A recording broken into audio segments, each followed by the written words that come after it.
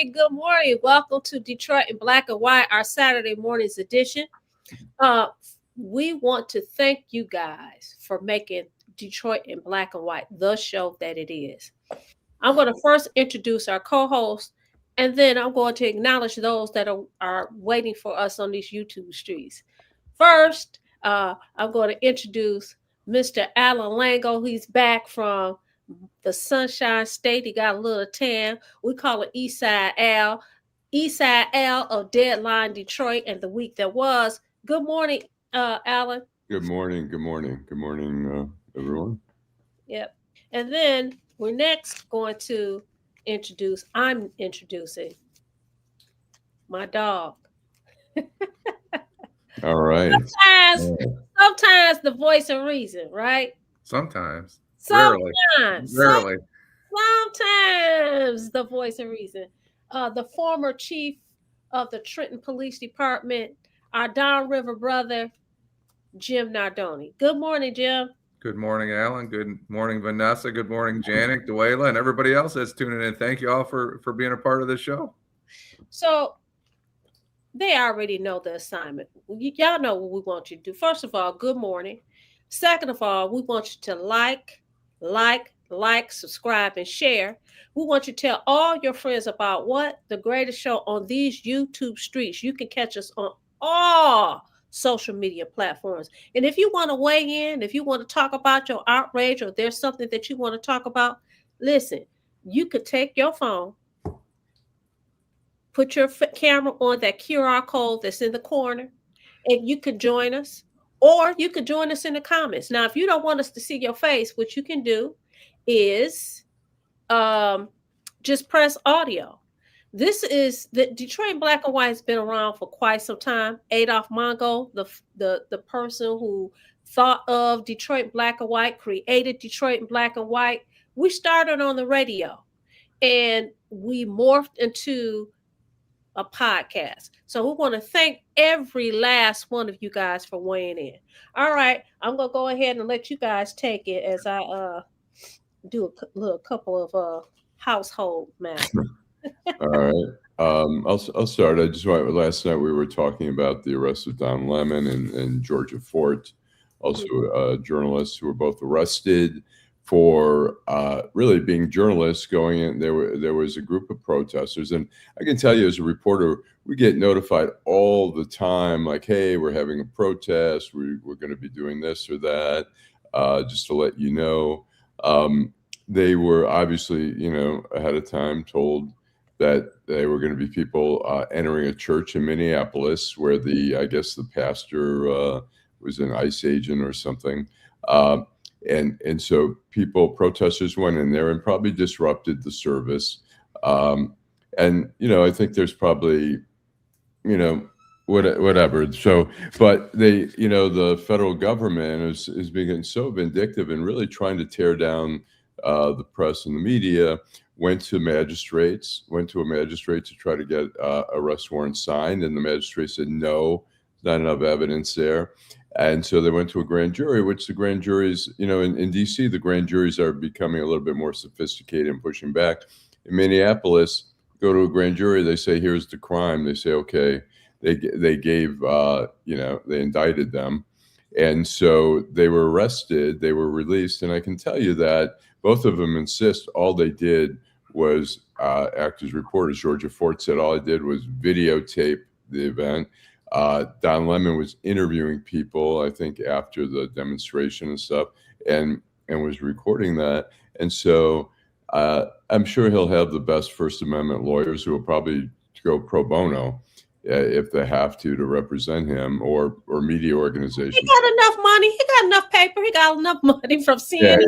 But I mean, I mean, look, these days, these lawyers, these First Amendment lawyers are charging, like, probably, the good ones in DC and stuff are probably charging $1,000 an hour, which turns out to be real money after a while, after a very short time, as you know, as a lawyer, So you know what? If he pays a lawyer, let me say this: if he pays a lawyer, whatever it costs, guess what? It's going to be worth it for him, because This made his stock go up. He was unceremoniously booted from CNN. He started his own YouTube channel, and he Right. goes on all the time.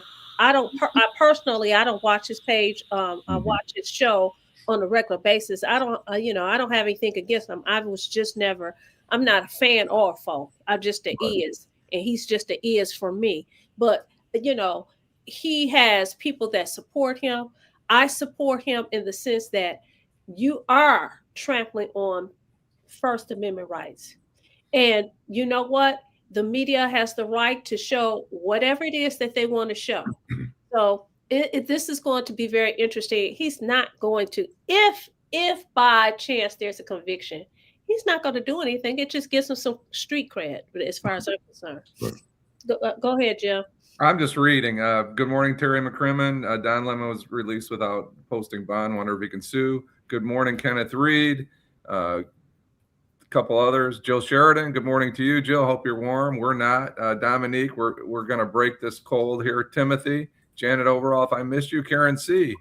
Stephanie Jackson. Thank you all for tuning in this morning. I just wanted to say this about that, and I'll be brief. They have the presumption of innocence. Mm-hmm.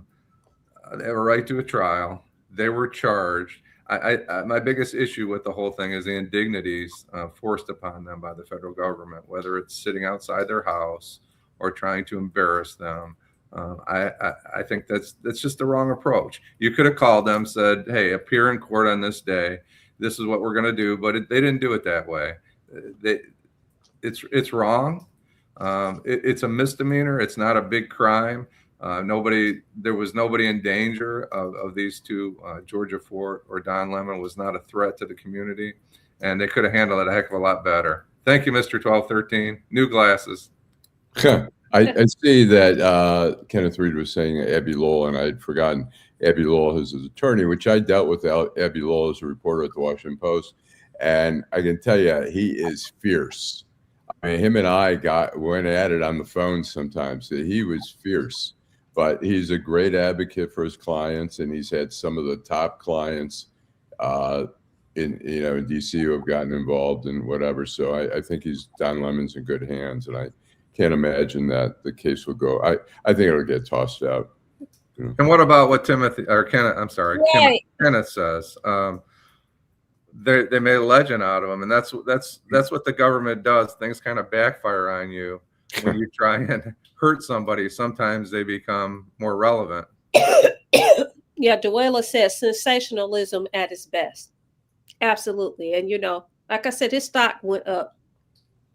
And what are the charges? Do we know? I mean, it's disorderly conduct, if nothing else. It's simply violating the First Amendment rights of worshipers, or some kind of conspiracy. I think it was conspiracy. I don't know if they're trying to tie him into the whole protest or whatever, but it's conspiracy and violating the First Amendment rights to worship.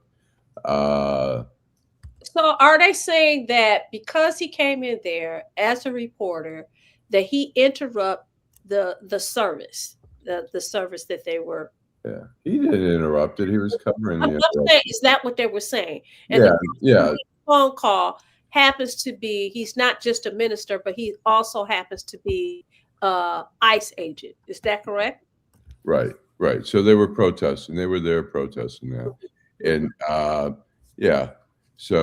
he violated federal law during a protest about blah, blah, blah. The indictment named a total of 9 people, 7 protesters, Mr. Lemon, and a second journalist. So let me ask you this, Allan and Jim. When he went in with his equipment, did that ask him to leave? I don't know all the details, so I don't see any evidence of that. I know that he talked to the minister, preacher, whoever it is, and I know that he made comments that I am not part of this. I am a journalist, and that's what I have an issue with. When he that was a smart move. He basically said, "I'm a journalist. I'm not part of this protest," and to me, that's enough. Yeah. Whether he was or he wasn't, he declared that he was a journalist on scene, and that should have probably led to him not being charged with anything. Well, it would be interesting to know whether or not the minister said, you know what, okay, Mr. Journalist, that's fine, get the hell out of here. I wonder if that is part of the issue, because that to me makes a big difference. Okay, because basically you coming in my house, this is our church, and I'm asking you to leave, and you say, hey, I'm doing my job as a journalist. Okay, well, we're doing our job as worshiping, get the hell out of here.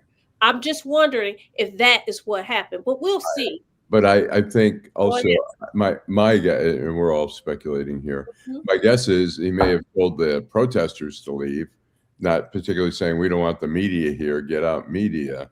The pastor, David Easterwood, he is an ICE official, and that was sort of the reason that they went in there. But so he's charged with conspiracy to deprive the congregants of the church of their rights and to interfere with religious freedom in a house of worship. That was, and like I say, a magistrate judge just said that's bullshit. You know, you're not charging him with that. And so, you know, the problem is, I mean, we see this, you know, down in Virginia, Alexandria, Virginia, they wanted to charge Letitia James, the Attorney General. In New York, they wanted to charge James Comey, the former FBI director, and the Trump appointed U.S. attorney said no, there's not enough evidence.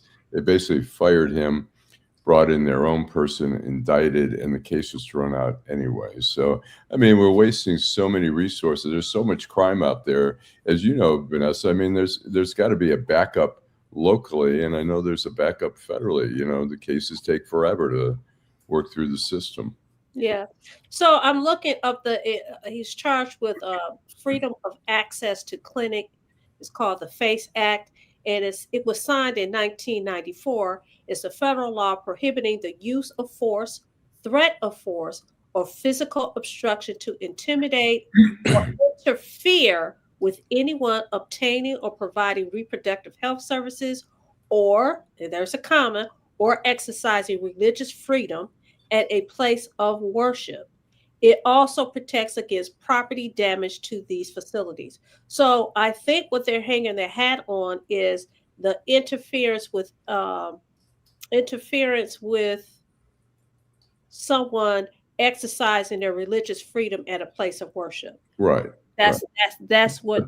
But as a reporter, I mean, the protesters are the ones doing that. They're covering it. And like I say, we get notified. It doesn't mean we're part of a conspiracy. If somebody's protesting and says, hey, we're going to block traffic on I-75 to protest whatever, and we go out to cover it, are we going to get arrested for that? I mean, the people are doing that, are knowingly doing it, knowing they can get arrested for that violation. When they entered the church, you do a protest, you know there's a possibility you can get arrested. But so here's the thing, though. So when you go to a place of worship, and I'm just playing devil's advocate here. If you go into a place of worship, I'm going to a place of worship, and there's controversy going on. There's people standing outside of the church that I attend. I don't know if I necessarily feel comfortable with whether, you know, I'm the ICE agent or whatever. I feel comfortable with somebody coming in there with cameras and equipment to film what's going on. That could make people feel uncomfortable. I'm not saying I do have a problem with it, but I'm just saying this is how some people will look at it. Reporters don't usually go inside churches. You know, there are some places that you just don't go, where you don't go. That's like going to an AA meeting. You can't go into an AA meeting, you know, and disrupt these people holding their, you know, telling their worst secrets or whatever the case may be. It's a public forum at church. A church service is usually a public forum where anyone can go. I mean, I've never seen. I'm talking about I'm Jewish, but I've gone to churches to cover stories, and I mean more orderly. Obviously, with a camera?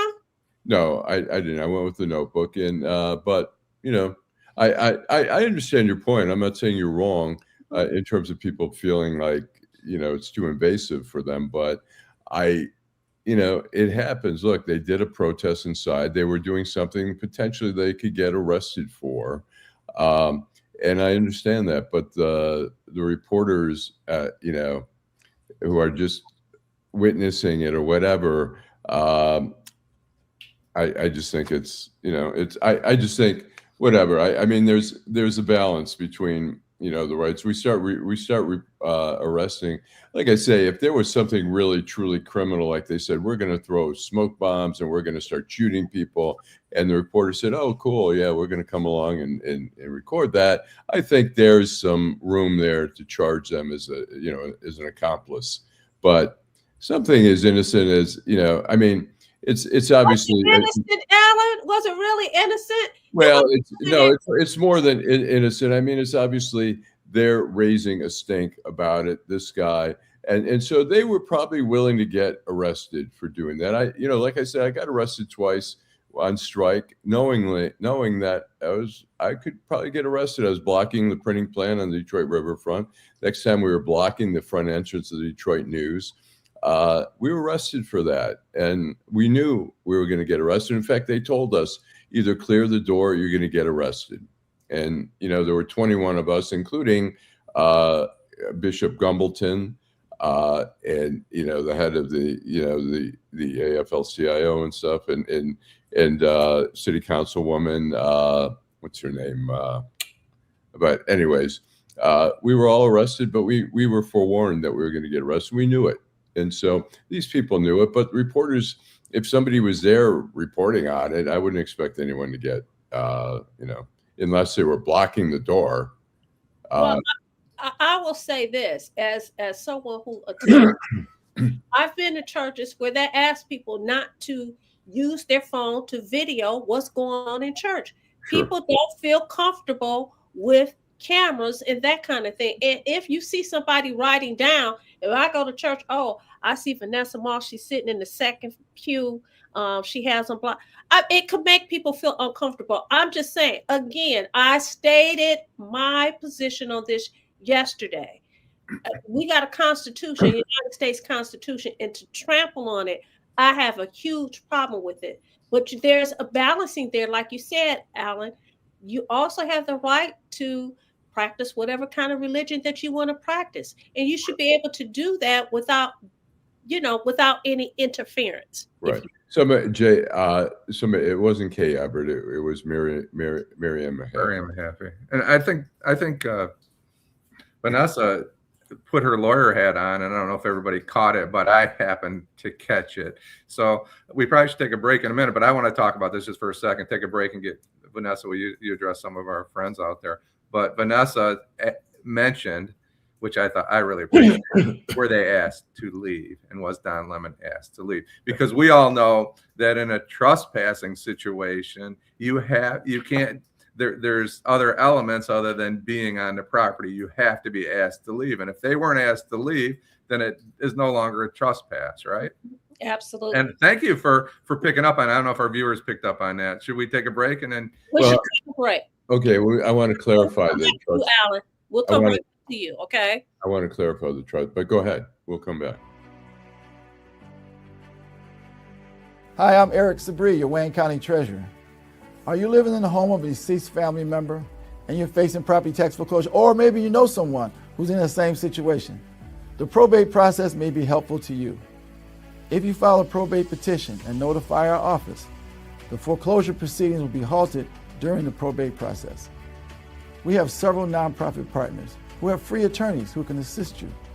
Contact our office, 313-224-5990, or email us at taxinfo@waynecounty.com. Don't lose your family property. Some of these properties have been in the family for 4 or 5 generations. Contact us now. We're here to help.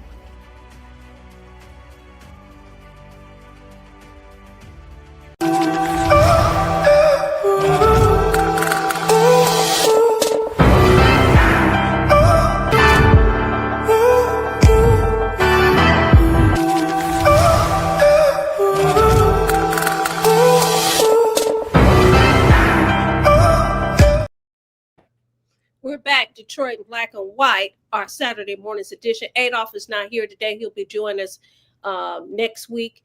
But we were right in the middle of the conversation, and I think we're going back to Allan because Allan wanted to make a point. I wanted to ask. I mean, when you say, and you guys are both familiar with local laws here. When somebody, and they may be different in Minnesota, but if somebody is trespassing and they're asked to leave, are you suggesting that it's a greater offense if they don't leave, even if they're just trespassing?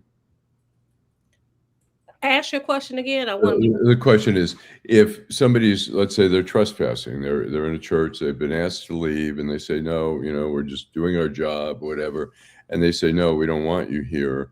Does that escalate the trespassing charge because they are refusing? Absolutely, I would think so, because we asked you to leave and you decided that you're going to stay. But isn't it trespassing no matter? I mean, it's an element. It's trespassing no matter what. It's an element. People usually would say, hey, get the heck off my property, right? And if you don't, then guess what? Then it's trespassing. Here we go. That's why there's signs, Allan, because so you're notified that you shouldn't be there. So if a guy has a sign outside of his house that says no trespassing, trespassers will be solicitors. arrested. So it is an element of trespassing in the state of Michigan, being told, knowing that you are trespassing, because people could be walking in a field and they may not know they're trespassing. Right. It's not trespassing until you tell them that they're trespassing. But to escalate it from trespassing to, violating religious rights and all that kind of stuff. I mean, I think, I don't know. I don't think the case is going to go very far. And somebody mentioned that I don't think it's that unusual not to have post bond in federal court, particularly for something as minimal as that. The judges will have conditions sometimes, and I doubt there's many, they'll be like, no drinking, no, marijuana, you can't leave the state without permission or whatever. I doubt any of those conditions were set with Don Lemon. So let's call a thing a thing. This is all very political, right? Don went in there because he's, listen, these protests, it's a good story. It's a hot story. Everybody's talking about the protesters in Minnesota.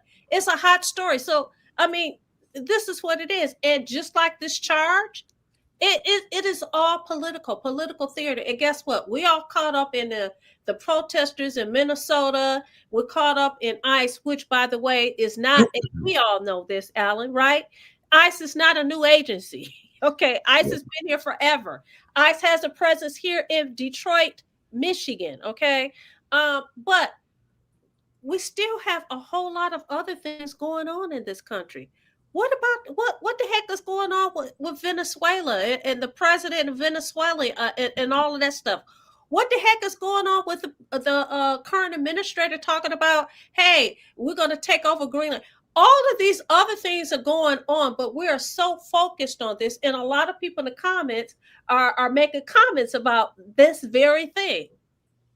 Yeah. Well, it's interesting. I don't know if you got, I have a little video here. This is entertaining, I think.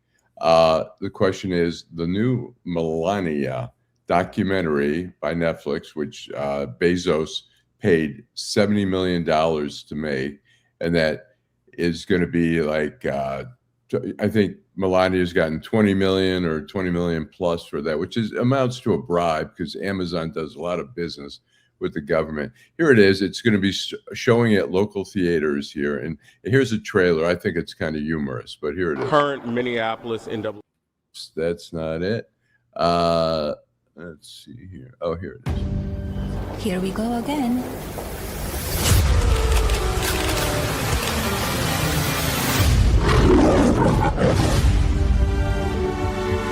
You can come in, come on in.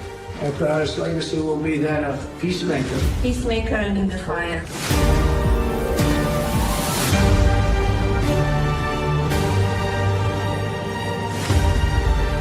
Beautiful. Together with like-minded leaders, we have a voice. Is it safe? It is safe.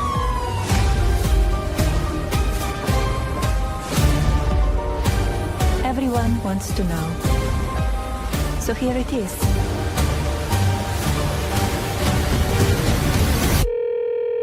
Hi, Mr. President. Congratulations. Did you watch it? I did not. Yeah, I will see it on the news.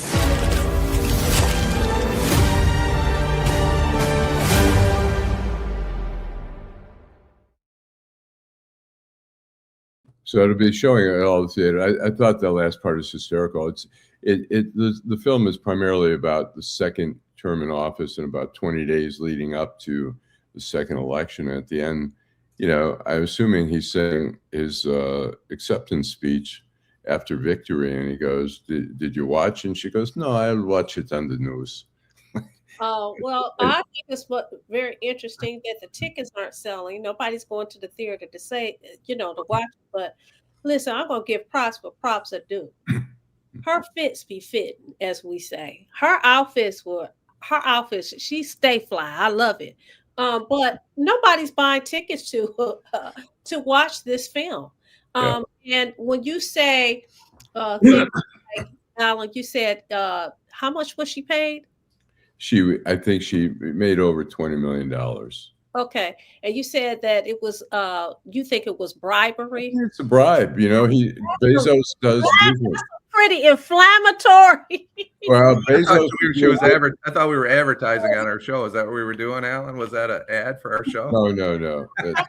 I think it's curious. It's going to be showing locally. It's in all the Imagine, MJR. So it's showing everywhere. I'm curious if people locally here are gonna go see it. Yeah, I don't know. I saw somewhere where they pulled it from some theater somewhere in this country. They pulled it because people weren't buying tickets. So Just interesting. I found that last part very interesting where he says, did you watch my acceptance speech? And she said, no. I'm like, oh my God. I'd really like to see a true documentary on her and Trump and really the real life behind the scenes. But I'm sure this is all just lipstick on a pig, so to speak, not to call her a pig, but her husband, I wouldn't, whatever. Yeah, well, you know what? Before you read, Jim, because I know you want to go to our commenters, you know what we want you to do? We want you to take your phone. We want you to use that camera, and we want you to weigh in on Detroit Black. Okay, Jim, go ahead. We're gonna have a party if Melania is advertising on Detroit Black and White. Right. I want to get to our viewers. I kind of have an outrage. It's not really outrageous, but I want to get to our viewers because they made some great comments. Allan, you should make one. You have all the information. Terry McCrimmon. Sheila says, no, thank you. Jay, RW7. Think Melania is one of Putin's spy that watches Trump. That's an interesting take, Jay. Larry Barnett made some points, and I'd like to get back to Larry Barnett's points because it's my outrage. We don't stop wasting our time with this foolishness. Thank you. Stephanie Jackson. Wonder if Trump will sue. Terry McCrimmon. Who cares? I'm looking at the 3 million documents released yesterday, Terry. That's going to take you a couple of years. They say Trump forced them to have oral sex in those files. Angela, good morning to you. Melania is probably setting up for her future. A lot of people speculate that she may be with another man before it's all over, and I think that's an interesting take. Mike Duggan, Timothy's asking about whether we should talk about the contaminated dirt. I think that's important. I don't trust Republicans, nor do I trust Democrats. Larry Barnett. Hazel Park Taekwondo, thank you for your comments. Call Girl movie. Bondi to deflect from Epstein information. I think that's, Jay, I appreciate that. We always think that now, right? ICE is in Minnesota because of the fraud. I'm not sure. Anything's possible. I'd rather see people coming in with cameras shooting videos than with guns. Duela, thank you, Duela. Kenneth Reed talks about Don Lemon and the ICE official being the head pastor. Well, I don't really think that has any bearing. That's a problem when private people believe because a pastor is somehow affiliated with a government agency that you should be. I have a problem with that. where do we draw the line, right? You know, we draw the line at a guy that likes the Boston Red Sox versus the Detroit Tigers, and we're gonna, you know, terrorize him because of it. I mean, I know it's a little different, but where do we draw the line? Distractions and excuses, Miss Sheila? I have a little thing when you say where do we draw the line. I mean, the guy, you know, we have all this stuff going on where these people are being abused. You know, the protesters. Look, if protesters are throwing things or whatever, they should be arrested. You know, there's no question. But there's others who, I mean, when we saw the woman was shoved down to the ground, and then that nurse went to get her off the ground and pull her away.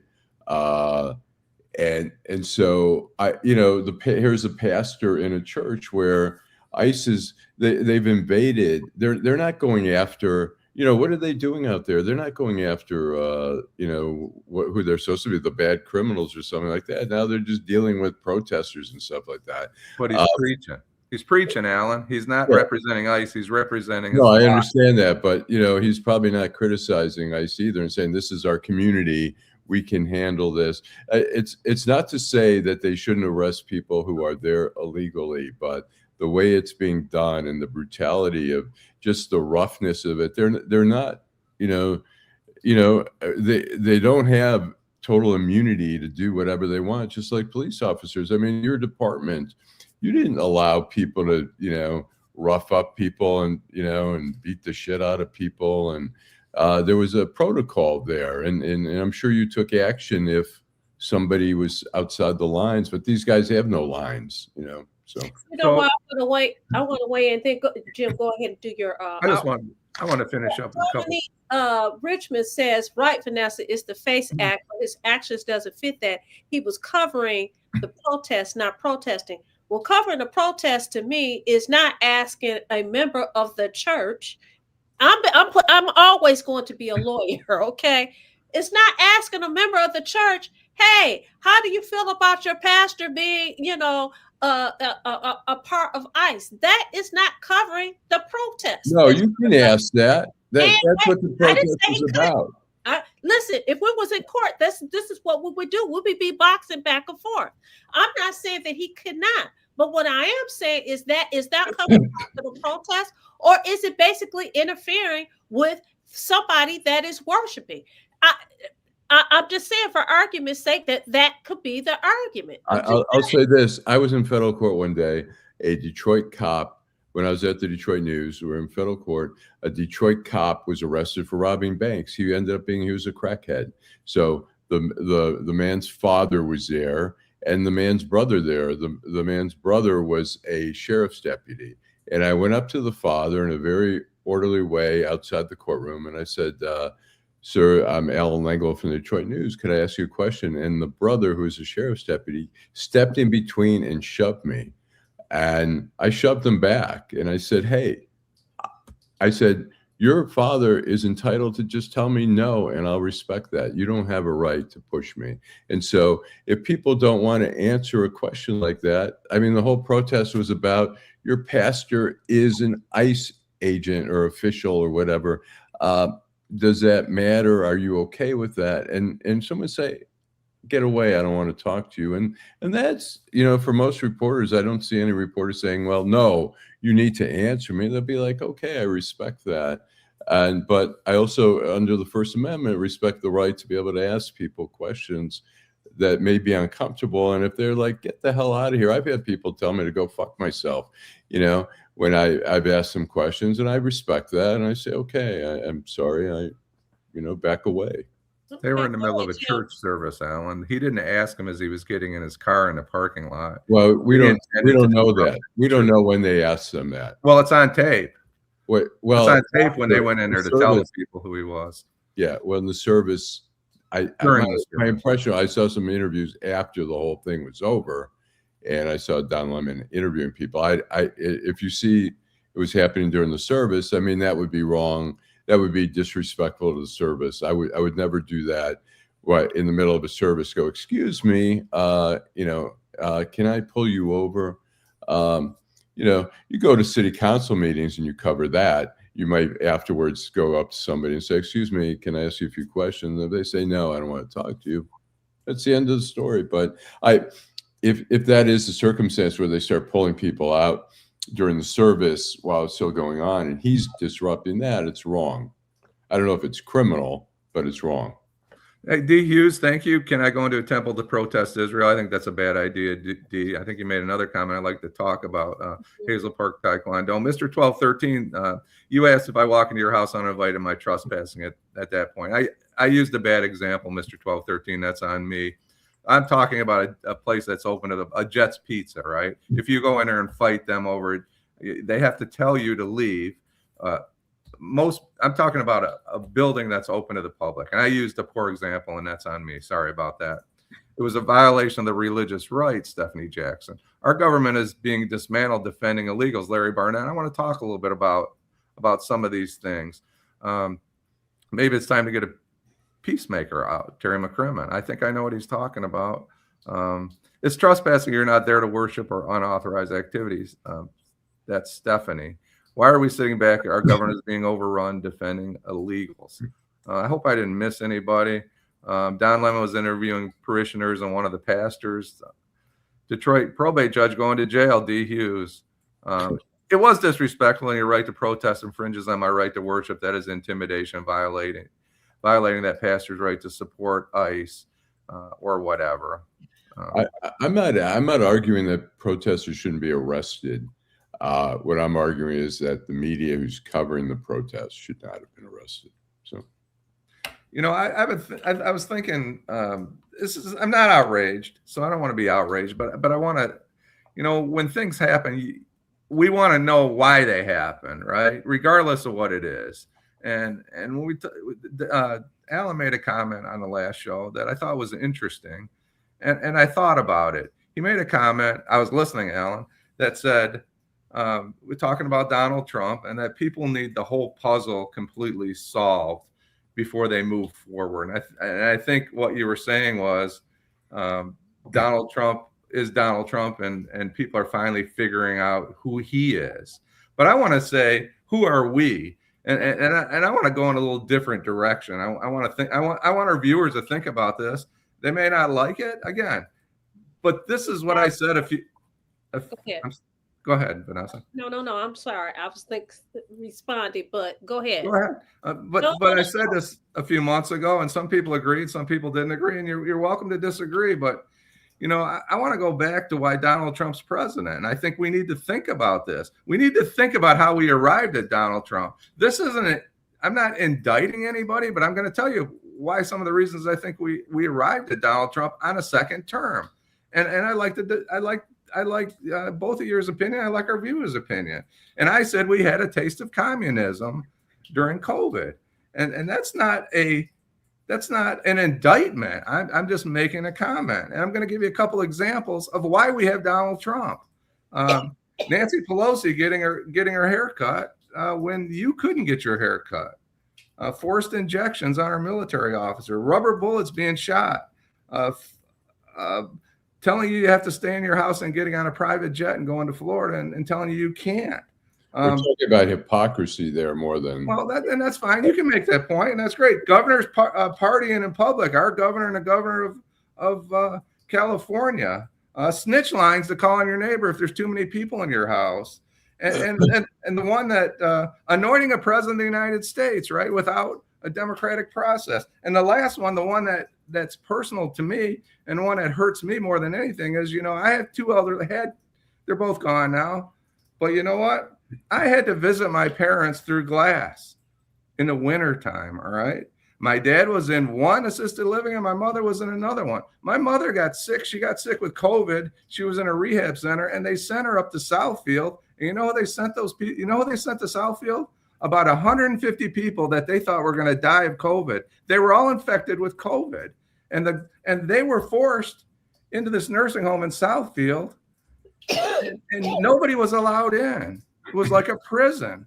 So my question is, I've got some response to that. I'm glad you do. But my question is, I am not indicting. My only point is, how did we end up with Donald Trump?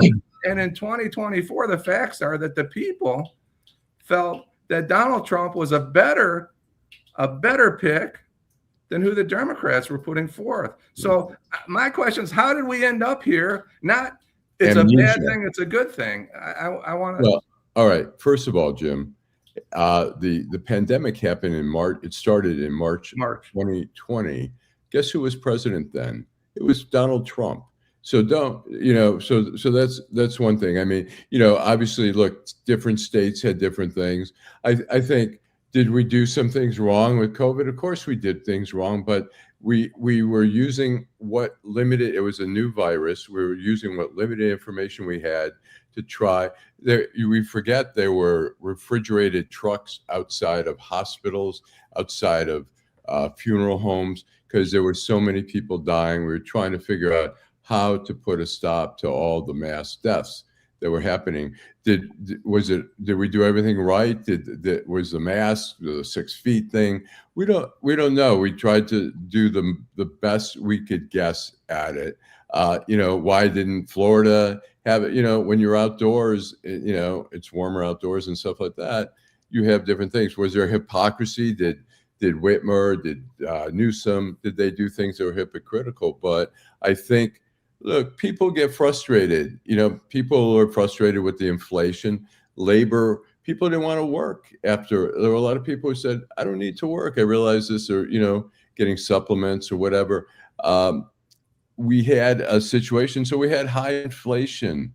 People had to start paying, the pizzeria, Moot's Pizzeria started paying people $22 an hour because you couldn't get people to work. And guess who pays for that? And guess what? The prices haven't come down, and they're still going up. I mean, I go to Myers. It used to be when I go to Myers on like Jefferson in Detroit there, I could get a lot of groceries. And now I get sometimes I get small groceries and it still costs the same amount of money. I think people get frustrated, and Trump offered hope. I'm going to end inflation on day one. I'm going to end the war in Ukraine on day one. People like that. People want solutions, and they think a businessman who speaks with authority is going to take care of stuff. But So I'm going to weigh in. I think there's a little bit of both. A little bit of truth to both of your stances, but let's talk about the parties. You have the Democratic Party, who totally dropped the ball. People are tired. First of all, a lot of people sat home. A lot of people was like, I'm not even participating in this BS. 1, 2. The Democratic Party lost its way. What is the message? The message was, listen. Everybody knows I'm a Black woman. Everybody knows I'm a proud Black woman. Everybody knows I belong to a sorority. To tell people, because you are, this is what the Democratic Party did. 1, this is going to be your nominee. No process or nothing. Everybody else has to go through a process. No process. 2, what's the messaging? What was the message? You covered everything, but a lot of people, and I'm talking about Black people, feel like they're left out. Listen, I've said to you, Allan, a lot of Black people are very conservative on Sunday morning. Some of the messages that the Democratic Party cart out, people weren't buying it. People weren't buying the fact that, because you need to, and I'm not one of them necessarily. And what I mean by that is, people were offended. I know people who said, I'm not voting for Miss Harris just because she's a Black woman and she is a member of a sorority. As a matter of fact, there was a lot of people who said, wow, isn't it convenient that she's Black now? Because before she wasn't. She said she was Indian and Asian or whatever the case may be. The bottom line is, people are sick and tired of the hypocrisy. People are sick and people decided, listen, we don't like the candidate. We're not buying it. We're not buying the message. We're going to sit this one out. And there are people, I've talked to people who have said, you know what? I'm glad it happened. I'm glad he is the president, not because he's the best person in the world, but because the United States needs to wake up. Whoops, I'm sorry. And no one's going to argue that Donald Trump handled COVID correctly. No one's making that point. The point is he handled it miserably. I'm not going to argue that. I'm just asking how we ended up this way. And somebody made a comment about white people voting, and I forget who it was. Larry Barnett says both political parties sold out to all things illegals. That's another issue. He made a campaign promise about illegals, and he's following up on his campaign. But you know what? He also sabotaged. There was the senator from was it Louisiana or Oklahoma who had a bipartisan bill to beef up the borders and stuff like that. And Trump said, no, don't do it. It was like, I saw that as the equivalent of Nixon telling Vietnam, don't reach a peace agreement. When I get in office, we'll do a better one. Well, tens of thousands more Americans got killed. I wanted to address Stephanie, is it Stephanie Jackson? Somebody who said they're insulting us by, that men can be women or whatever. Here's my feeling about that is that I think, the whole thing about whether, transgender should play in sports. And so I think that's a fair debate. I don't know. I see the arguments on both sides, and I think it's a fair debate to bring up and stuff like that. But to demonize what they did, to demonize transgender people, I can't help but go back and, to when my parents, my mother was in Auschwitz, and I can't help but see when they were killing people just because they dehumanized them. They killed the Jews, they killed homosexuals, they killed gypsies, they killed Catholics, only because who they are. And so when we dehumanize transgender people and treat them lesser than us, then we can, make comments like that and try to, make them demonize them as, look, these people, have taken a tormented path. It's not the easiest path to become transgender and just reach that stage. I think it's difficult. And for us to really treat them like when they were running ads where Donald Trump would be like, in 2024, it'd say, Donald Trump, Kamala's for she and they, Donald Trump's for you, and trying to dehumanize people who are anything but, straight white Christians. I just have a problem with that. So back to a couple. Go ahead, Vanessa. I get where you're going, Allan. I understand your point, but the fact of the matter is, his message resonated with people. And it did, absolutely. And I think that's where Stephanie is going. She's not saying that, listen, you need to demonize people or that we have a problem with transgender. His message resonated with us. Listen, some people feel like, listen, you transgender, fine, grand, and dandy, but don't force it down my throat. That's what you want to do. That's what you do. That's what you do in your house. This is how you live. But don't make it seem as if, don't demonize me because I'm not with it. And I think that a lot of people felt like the party was doing that. I think the party was trying, and maybe whatever, normalizing them as people. And maybe, maybe people saw that. I interviewed a guy on Warren there, and there's I-75 the day of the election. And, I asked him, I said, why Trump? Here's a black man. He said, I'm voting for Trump. And I said, why Trump? And he kind of sheepishly looked at me and said, the transgender thing, that really bothered me. So messaging is, but it's, there's a difference between forcing it. I agree with you. It shouldn't be forced on there, but it's also, it's sometimes playing to some people's fear of the unknown, of somebody being so different that we're so weirded out by it or whatever. We don't want to deal with it. It's like, we're scared. I lived in an apartment building in DC once. I was standing at the elevator, and there was a woman with long hair, shapely figure. And I was standing behind and turned around, and a very deep voice said, oh my God, the elevator is so slow. And I was a little bit like, oh yeah. But a person's a human. I know that person had torment. She got in the elevator one day and come back from an AA meeting and told me how tormented she went to the AA meeting, and they said, no, this is for men. You need to go there. And she went there, and then they said, no, this is for women. You need to go over there. There's it's a tough road, and the rejection by parents. A lot of parents don't want to accept that. I saw at the Deli in the Alley, a guy was speaking on stage talking about the torment of him being, transgender, and how his parents kicked him out of the house and all that stuff. So I agree, it shouldn't be forced on people, and because so anyways, I agree with you on that. But go ahead, Jim.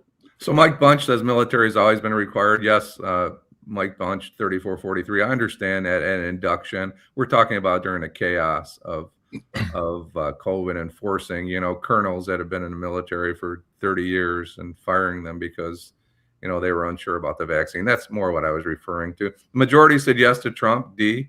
Hughes, and here we are. Thank you for that comment, D. It's as simple as that.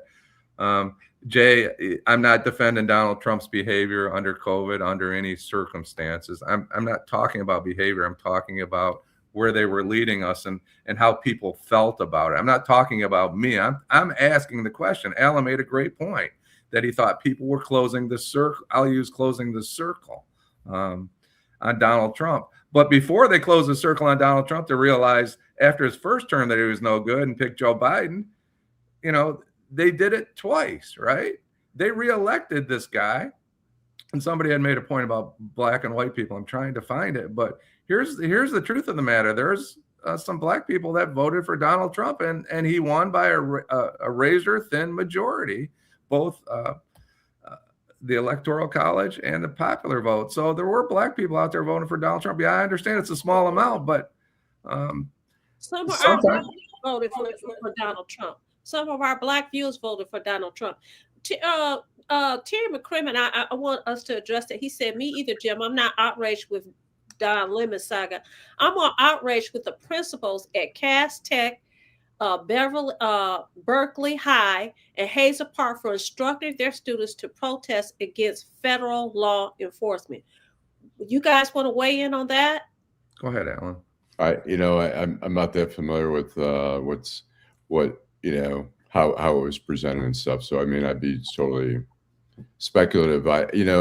I'm sure during the Vietnam era, there were probably some teachers at high school that Adolf and I went to were probably anti-war, and I'm sure maybe individually. I don't remember anyone ever telling us as a group like get out there and protest. So I don't know the circumstances of it. So I don't know.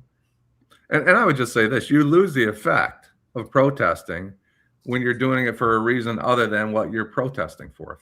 If that makes sense. I'm not versed on these high school principals encouraging the students to go and protest, but I would think that they had to get permission from the parents for the kids to go out there and do that. So, are you just using people? Terry says he has a problem with it. I understand it. I really do understand it. And like you said, Jim, are you using people? There was a comment on here about, it was something about the protest. But I'll get back to it. Do we need to shoot to commercial before we? Sure, let's take a quick one. Yep. Hi, I'm Eric Sabri, your Wayne County Treasurer. If you're living in the home of a deceased family member and you're facing property tax foreclosure, the probate process can be helpful to you. If you file a probate petition and notify our office, the foreclosure proceedings will be halted during the probate process. Contact us at 313-224-5990 or email us at taxinfo@waynecounty.com. We're here to help.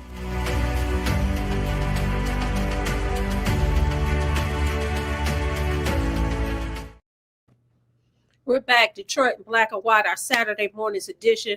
We want to thank everybody that has joined in. We thought somebody was going to use this QR code and weigh in. But if you decide that you want to be shy on Saturday morning because you still got your bonnet on your head or you still got your pajamas on and you drinking your coffee, you said, nah, I'll pass. I'll just make a comment in the comment section. We thank you for doing that. We're going to thank you in advance for liking, subscribing, and sharing, telling all your friends about the great show on these YouTube streets. We thank you in advance for catching us on all the social media platforms. I am going to ask you guys to do a favor before we close out. We still got some time before we close out. I need you guys to put a heart in that chat, acknowledge Lady T. She's recovering, but she still has our back in Detroit Black and White. And also put a heart in the chat for Adolf, because, you know, he's been very transparent about his health journey. He's doing well, but it's still a journey. So I want you guys to show our people some love. All right, go ahead. I don't know who was talking. Kenneth Reed has said, I miss Saturday mornings at McShane's, which I think McShane's was just great, but there were some technical difficulties with sound and some stuff like that. But it was I love the setting there. I think we all did. Thank you all for your powerful message back to our friend Teresa and my colleague for more than 30 years. Thank you for the great show, Janet. Thank you, Janet, for participating. Mr. Duckett, we're glad you made it. Usually you weigh in a little earlier. Get their old self out there. Don't use children. Miss Sheila. Thank you, Miss Sheila. That's a fact. You have to believe what you're protesting in. There's no value in going out there and protesting for someone else's beliefs. Kenneth Reed, our good friend. I think most people who go protest because they believe in it. I don't hear of too You many. believe that now? I mean, Trump is trying to, you know, the administration is trying to say, oh, these are professional protesters who are getting paid. I mean, there's no evidence of that. You know, I mean, Pam Bondi is saying, oh, you know, the signs all look uniform, and this, you know, and the spelling is like, well, you know, forgive the educated people for spelling their signs correctly. Hey, Tracy. Sorry, Alan, go ahead. No. I just, you know, I mean, until there's some real evidence of that, of people getting paid, you know, by whatever, by foreign entities or whatever it is, they're trying to make it, you know, I can't say, you know, absolutely not one person is getting paid, but I'm very, very skeptical of that. I know No King's Day, I dozens and dozens of friends were out there who I promise you were not paid a dime to be out there and believed in what they were protesting. I like Trump's mission, and I hope he succeeds, D. Hughes. But what I think was really interesting, over in Europe, they were protesting and flying flags and no kings, no kings. And I thought, well, isn't there a king in England? Isn't there a king in Norway? Is there a king in Sweden? Yeah, it seems like Europe doesn't have any problem with kings, but not ruling the kings don't rule the country. But there are kings. They're more symbolic. Yeah, I get it, but I think it's interesting that, you know, we would be arguing about no kings in Europe. The king of England is not running, you know. Dominique, thank you. Britain. You're going to talk to the principal on Monday. I'd like to be in that room when you talk to their principal, Dominique. Barnett made a point which is interesting. He said, not heard anything. He said, what is not heard anything from the NAACP on many issues. Now they come out defending illegals. Yes. I think it's interesting because I saw the head of the NAACP in Minnesota on television yesterday, and then the chapter here in Detroit had a press conference, and clearly there was a march. I just think it's interesting because there are some other things that's going on. If you want to talk about the injustices that's done with the illegals, let's talk about the injustices that's being done to legals, people who have been born here. Let's talk about the injustices right here in the city of Detroit when you have people who don't have a place to stay.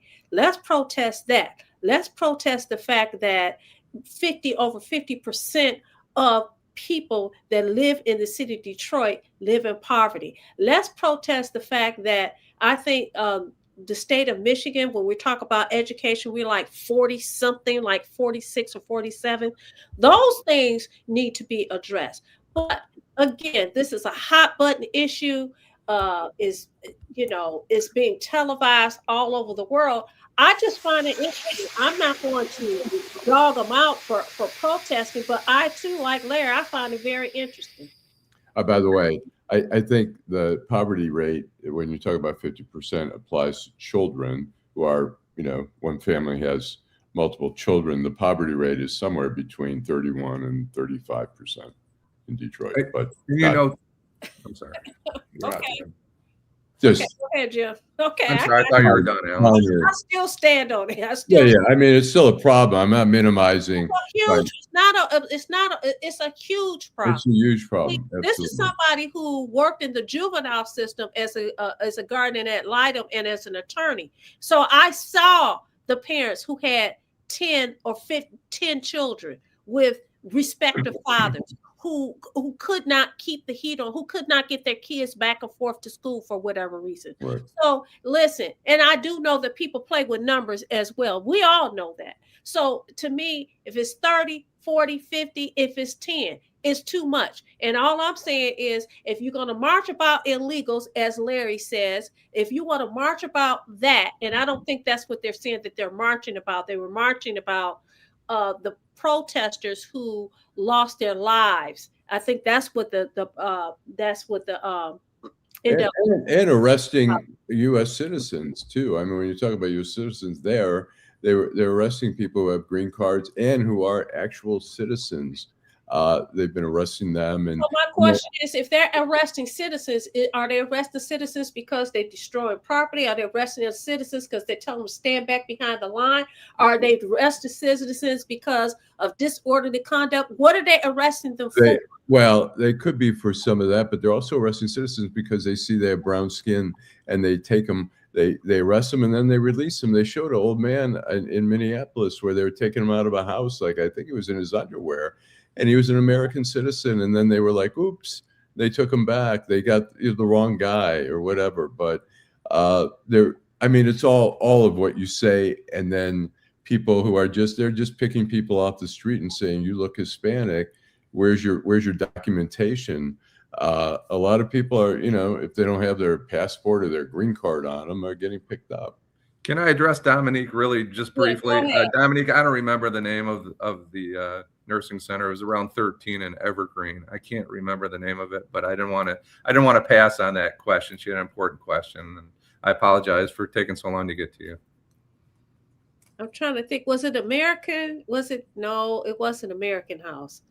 You said 13 at Evergreen. I'm trying to think what's on. It may have been on 13 Mile near Evergreen. I cannot remember the name. They were confused, and my mother thankfully survived that encounter up there. And at the time.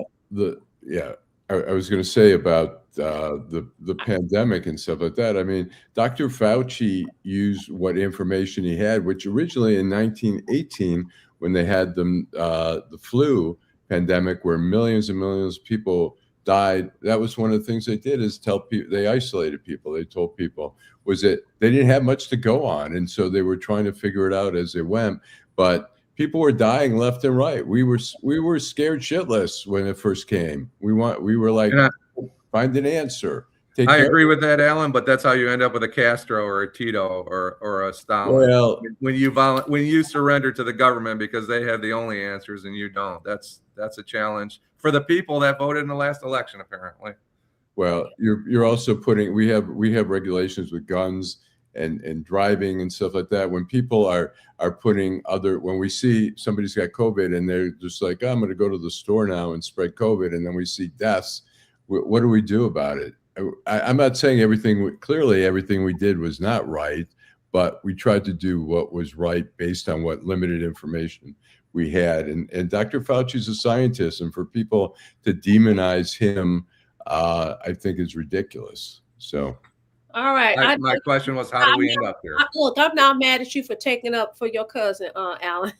Cousin Fauci. All right. D. Hughes, we're gonna wrap up the show on 2 comments. D. Hughes says she's respect people's lawful adult personal choices, but do not force your personal choices on me. If you are a swinger, that's your choice. Don't force it on me. I say amen to that. And Larry says, Black people are wise not to allow ourselves to become illegals and ICE. Stay out of the mess. So we're going to end on that. We're going to end on that. We're going to encourage everyone to have a wonderful weekend. Be safe. Listen, y'all know what we want you to do. We want you to come back and watch us on Detroit Black and White on Wednesday evening. But before you do that, you may want to join Detroit Black and White Presents Reality Strike on Monday evening from 8:30 to 9:30 with Eric Brown. You also want to make sure that you keep on notice that, guess what? Allan Lengel has his show the week that comes on every Friday morning. So Allan is doing double duty. He's doing quadruple duty, right? 4 podcasts a week. Right. So listen, we love you. We thank you. We love the participation. Keep it up. Tell your people about the greatest show on these Detroit YouTube streets. Is keep educating us. Thank you so much. Bye. Hey, Ira.